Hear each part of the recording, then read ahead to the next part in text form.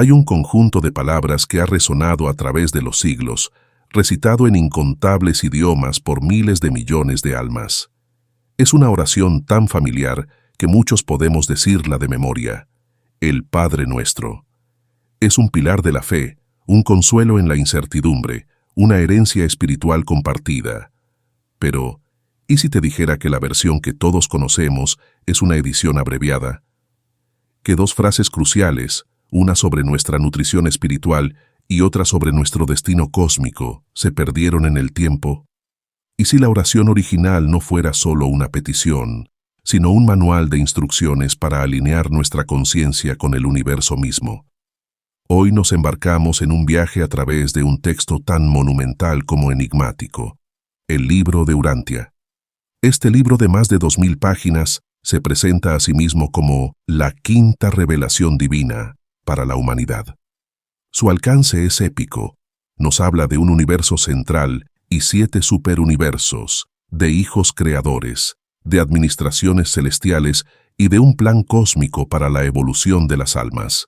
Es un intento audaz de fusionar la ciencia, la filosofía y la religión en una sola narrativa coherente. Nuestro objetivo aquí no es convertir a nadie ni predicar un nuevo dogma, es explorar las fascinantes ideas que este texto propone, especialmente porque dedica más de un tercio de su contenido a una de las biografías más detalladas y expandidas de la vida y enseñanzas de Jesús que jamás se hayan escrito. En este video ensayo, nuestro viaje tendrá 2 etapas. Primero, nos convertiremos en arqueólogos textuales. Desenterraremos la versión del Padre Nuestro, presentada en el documento 144 del Libro de Urantia. La compararemos con la que conocemos y descubriremos qué cambia y por qué ese cambio es tan profundo. Segundo, nos sumergiremos en lo que podríamos llamar la física espiritual de la oración según Urantia. Exploraremos un modelo que no se centra en qué pedir, sino en cómo funciona realmente la comunicación con lo divino, viéndola menos como una súplica y más como una tecnología para la transformación personal.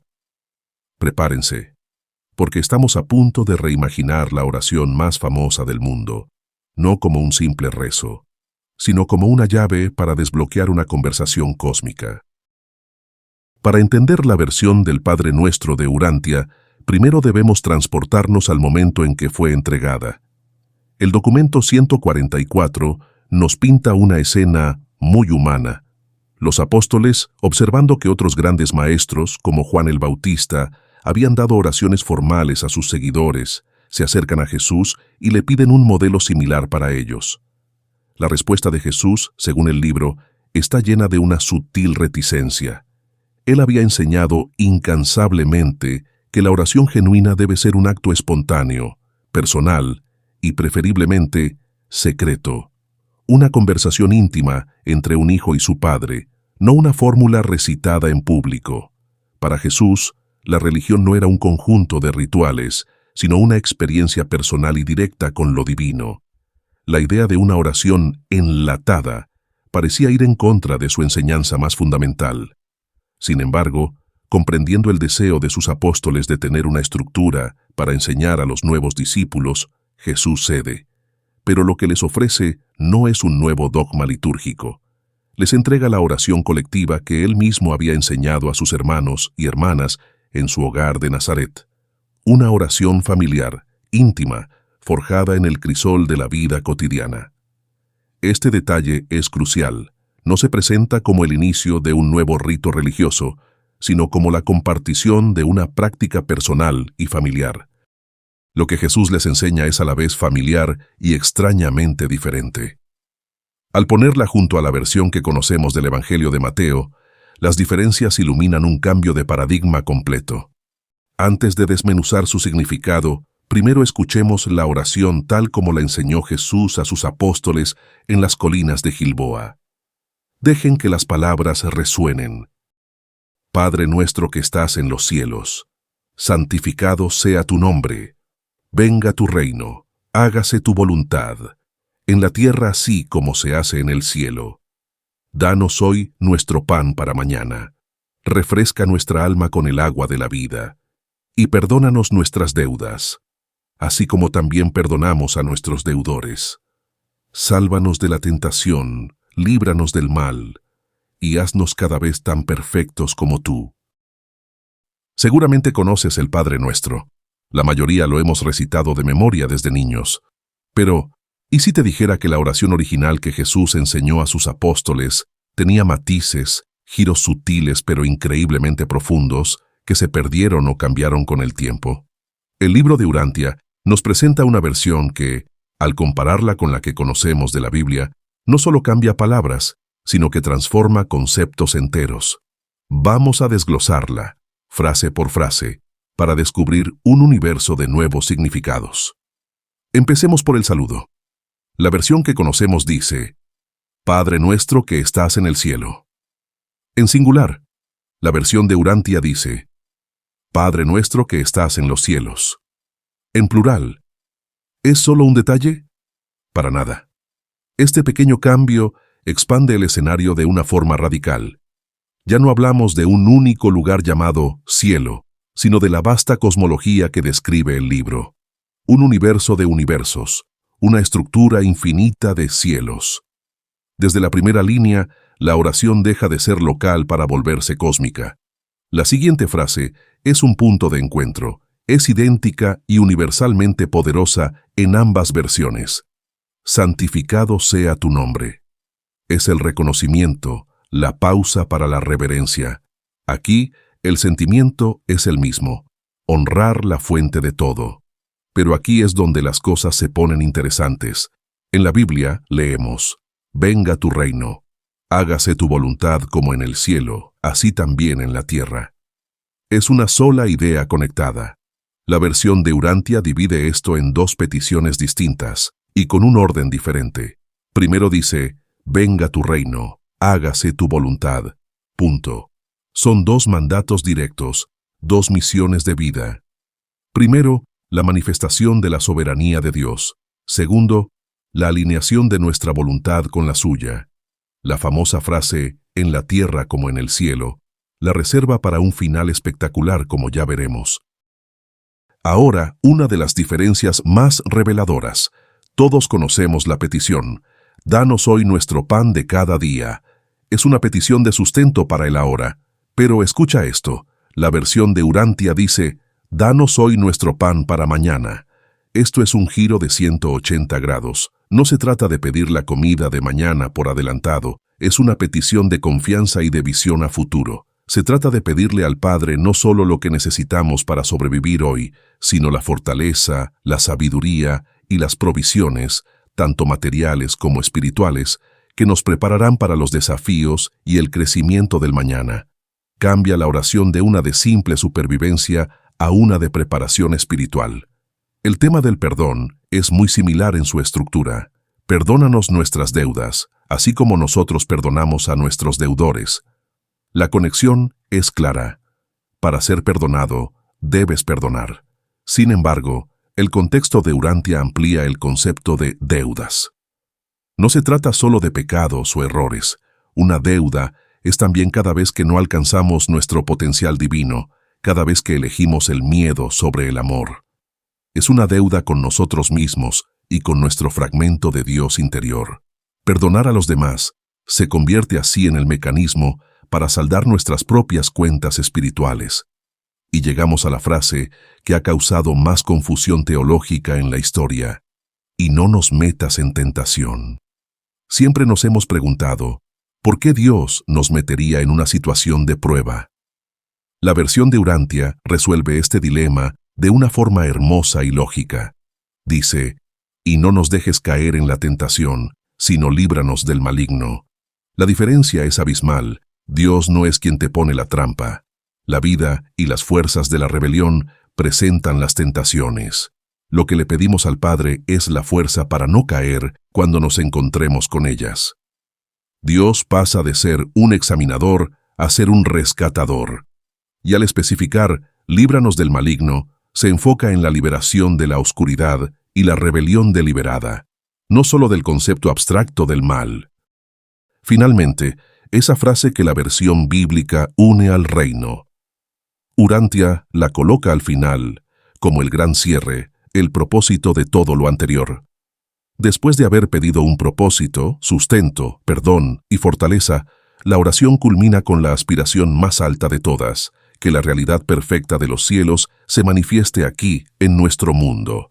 Es como si la oración construyera una base y al final declarara su objetivo final, la transformación de nuestro mundo imperfecto a imagen y semejanza del universo divino.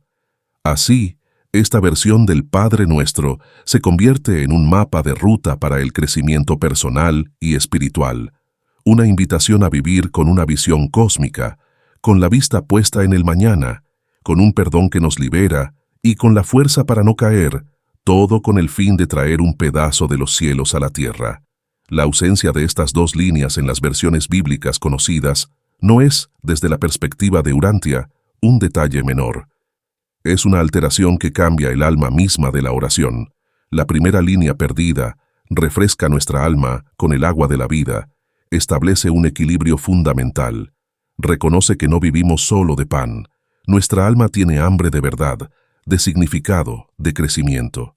Al eliminar esta petición, la oración se inclina peligrosamente hacia las preocupaciones materiales, dejando de lado la nutrición espiritual que es, según Urantia, el propósito principal de nuestra existencia. Pero la segunda línea perdida es la que redefine todo el juego. Y haznos cada vez tan perfectos como tú. Esta frase es la clave de bóveda de toda la cosmología urantiana. El propósito de la vida humana no es simplemente ser bueno en la tierra para ganar una recompensa celestial. Es embarcarse en un viaje eterno y progresivo de ascensión a través de un universo vasto y organizado, con el objetivo final de alcanzar la presencia personal del Padre en la isla del paraíso. Esta línea convierte la oración de una petición de ayuda en una declaración de propósito cósmico. Es la afirmación de nuestra participación activa en nuestra propia evolución espiritual. La estructura de la oración urantiana, con estas dos líneas restauradas, revela una simetría y una lógica interna perfectas. Comienza con la relación, Padre Nuestro, se alinea con el propósito, venga tu reino, pide el sustento dual, pan y agua, busca la reconciliación, deudas, solicita guía, líbranos del mal, y culmina en el destino, haznos perfectos. Es un plan de vida completo en 7 frases. Al eliminar el sustento espiritual y el destino evolutivo, la estructura se rompe, la oración se reduce, se achata, convirtiéndose en una herramienta para la supervivencia terrenal, en lugar de un manifiesto para la aventura eterna. Si la primera parte fue sobre el qué de la oración, esta segunda parte es sobre el cómo y, más importante, el por qué. El libro de Urantia presenta una visión de la oración que funciona menos como un acto de fe mística y más como un principio operativo del universo. Aquí yace la idea más radical de Urantia sobre la oración. Su verdadero poder no reside en cambiar la mente de Dios, sino en cambiar la tuya. La oración no es para informar a un Dios que ya es omnisciente, ni para suplicarle que altere su voluntad, que ya es perfecta e inmutable. Pensemos en una analogía. La oración no es como enviar un correo electrónico a la central cósmica con una lista de deseos, esperando que un administrador divino los apruebe. Es más como sintonizar una radio. La música divina, la voluntad del Padre, la verdad del universo, ya está sonando en todas las frecuencias, en todo momento. La oración es el acto de ajustar tu propio dial interno, de calibrar tu receptor mental y espiritual para poder escuchar esa música y, finalmente, resonar con ella. El libro lo dice explícitamente. Jesús enseña que la perseverancia en la oración no es para convencer a un padre reacio, sino que cambiará vuestra actitud terrestre y ampliará la capacidad de vuestra alma para recibir el Espíritu. Esto lo cambia todo. La oración se convierte en un ejercicio para el alma, una forma de expandir nuestra propia conciencia y nuestra capacidad de recibir la guía y la energía espiritual que ya fluyen abundantemente por el cosmos. Entonces, ¿cómo se sintoniza esa radio interna? Jesús, en el mismo documento 144, establece 5 condiciones para que la oración sea verdaderamente efectiva.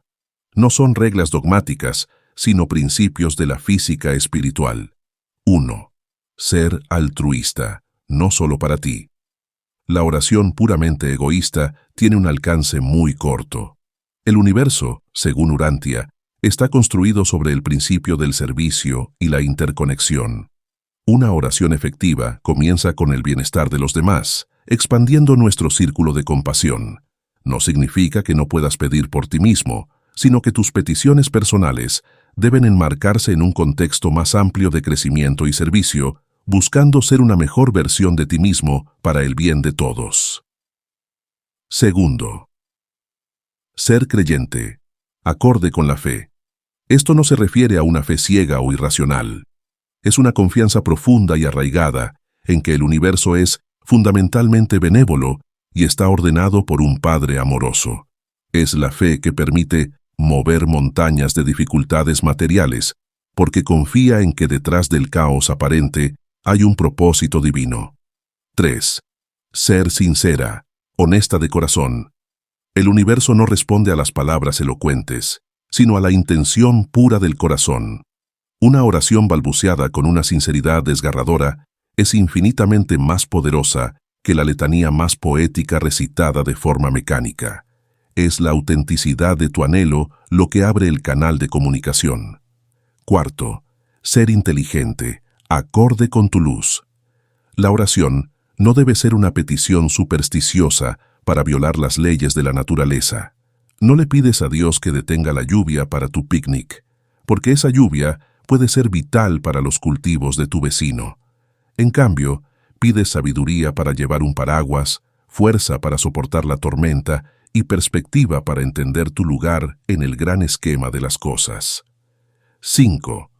Ser confiada, en sumisión a la voluntad del Padre. Esta es la culminación de todas las demás.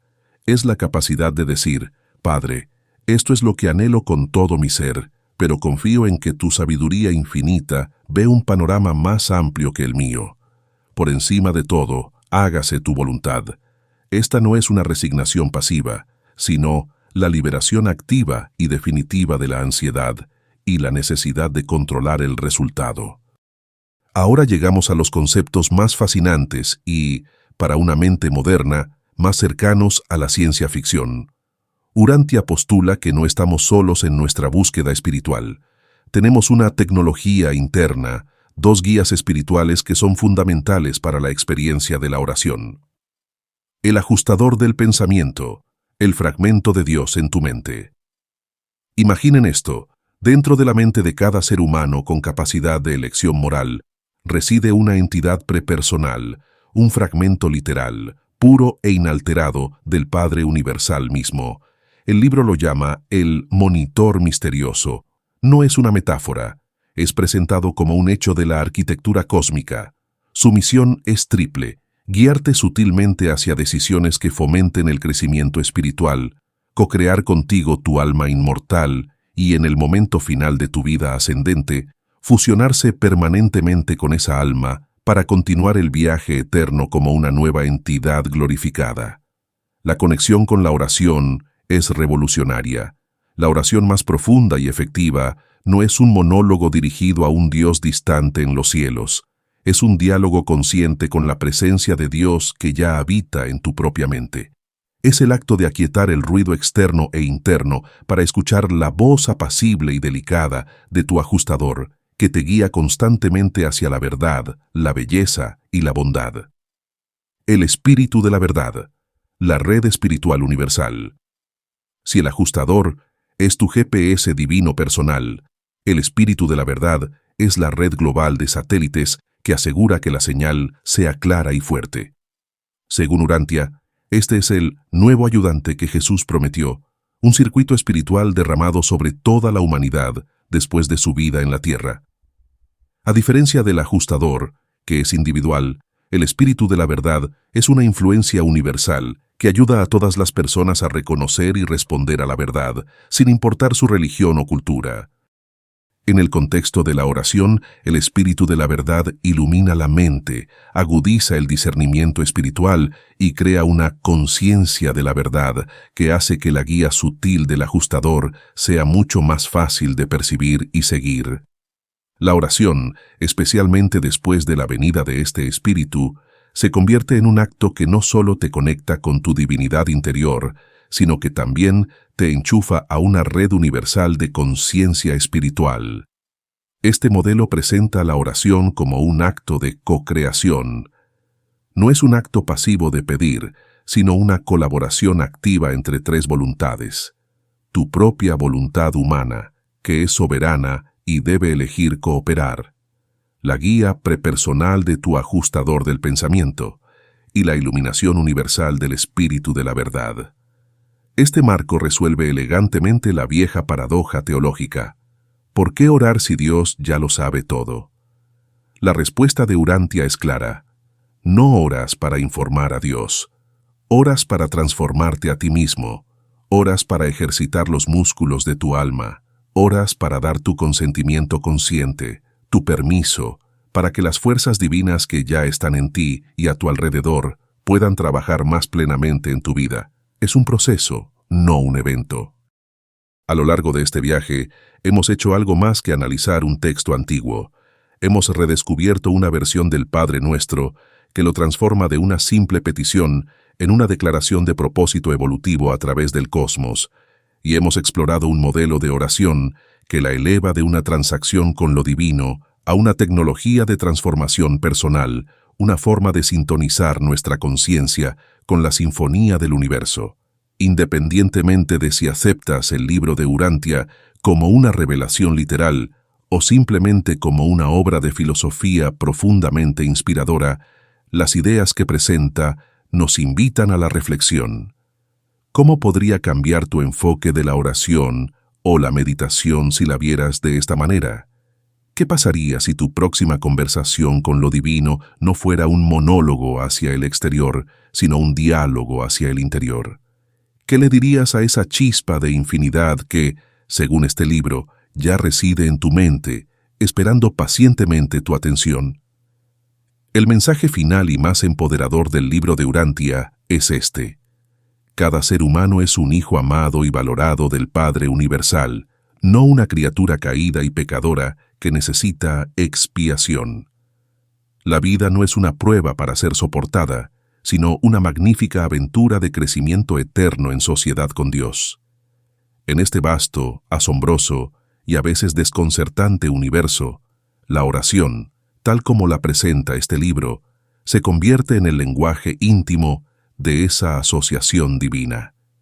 Es una invitación constante y personal a participar activamente en tu propia evolución, y al hacerlo, en el despliegue majestuoso del cosmos. Es tu línea directa, siempre abierta, en una conversación que abarca la eternidad.